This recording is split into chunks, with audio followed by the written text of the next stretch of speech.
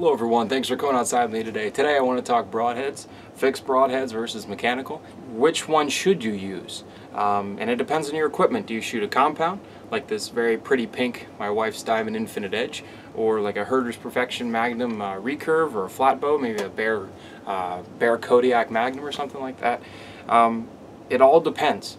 And we're going to talk a little bit about those kind of factors today. When it comes to a discussion on broadheads, I highly recommend you check out Field & Stream. This is December 2014 to January 2015 model.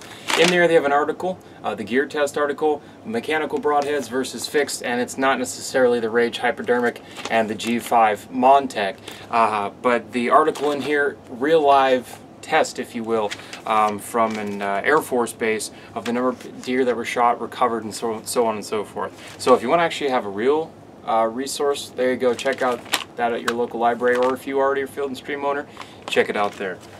So there are thousands and thousands of broadheads, hundreds of different styles for both now mechanical and fixed blade. It's getting way more complicated as the years have gone on, but there's two basic styles to it. Now, here on this Carbon Arrow, I have a Rage 3-blade broadhead, which, you know, Rage is kind of like one of those self-deploying, or not self-deploying, rear-deploying broadheads, which is different than your old style over-the-top expandable, which would, you know, the blade has to go back over itself in order to open.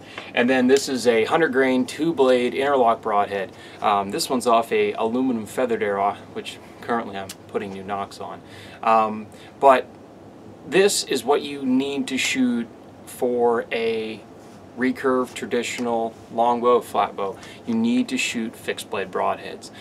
Just the poundage on them is different. This is the setup I use. I actually shoot a 125 grain Magnus Stinger broadhead, but I don't have any out right now. This is just the example. But 2-blade broadheads, 3-blade broadheads, however you shake it. Here's an older interlock broadhead. This is the 3-blade model. This is 85 grains to show you that. But just when it comes to a recurve or a traditional archery in general, you're going to want a heavier broadhead. Typically you don't see too many broadheads here in the mechanical department over 100 grains. This is 100 grain. There's 125 grain Rage.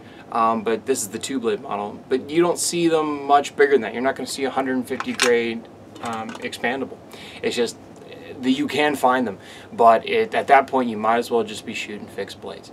And 2 blades is all you need. Especially when it comes to shooting traditionally, you're not going to be shooting over about 15 yards. And if you are, you have much more confidence in yourself than I do. But you definitely have confidence in your equipment. And the nice thing about fixed blades is that as soon as they hit, they're open, they're cutting, there's no mechanical possible failure, and they do pattern very well too. A lot of it comes down to the shooter. You have to tune to your fletching a little bit better. In this case, feathers. With the larger feathers, you can get away with a bigger broadhead. There's more stability, but then it slows down your arrow. So there's a sweet spot in there. Now when it comes to mechanical broadheads, the story is a little bit different. You know, you say, hey, it flies the same as your field points because it's more streamlined like your field point. Yes and no. I mean, if you strap laser vanes on here, it's going to be less stable technically than if you put a 5-inch feather on there. That's just math. It's physics. But these do shoot very well. These are, like I said, the 100 grain 3-blade Rage. It really comes down to a matter of preference and to a matter of what your setup is. Both, there's a reason that fixed blade broadheads have been around for hundreds and hundreds and hundreds of years, and mechanicals only come out recently because they're a little bit more accurate, maybe. If you look again at that Field & Stream article, it'll tell you that really accuracy is about the same. If you're really an accuracy guru, yeah, maybe go with your mechanical. But really, a good shooter with a good bow set up for them can shoot either one of these perfectly well. Now, when it comes to the type of bow you shoot, that's really the deciding factor in what kind of broadhead you should be shooting. People in smaller stature, so this is my wife's Diamond Infinite Edge, only set to about 42 pounds. She needs to be shooting a fixed blade broadhead. Mechanical broadheads require inertia in order for them to open, and if you don't have enough inertia behind the arrow, or it's a little bit longer shot, or it deflects off something and it's just, or it's a quartering shot or quartering two, you're going to need all the gumption you can behind it, and you're limited. if you're only shooting 42 pounds. So you have to have a fixed blade broadhead.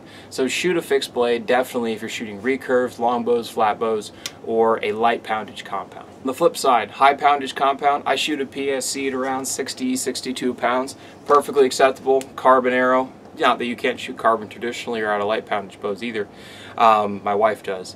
But you can definitely do the mechanical broadheads. You'll definitely have enough inertia, enough kinetic energy behind it to definitely make sure when these broadheads hit the animal or the intended target, those blades do open all the way. And I will be honest with you, it is one wicked cut.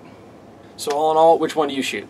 Well, if you have a light poundage bow, like a recurve, flat bow, long bow, or you're a small statured archer, you shoot, in the low 40 pounds, 45, maybe low 50, you definitely probably want to go with a fixed blade broadhead, either 3-blade, 2-blade. They do make 4 blades as well.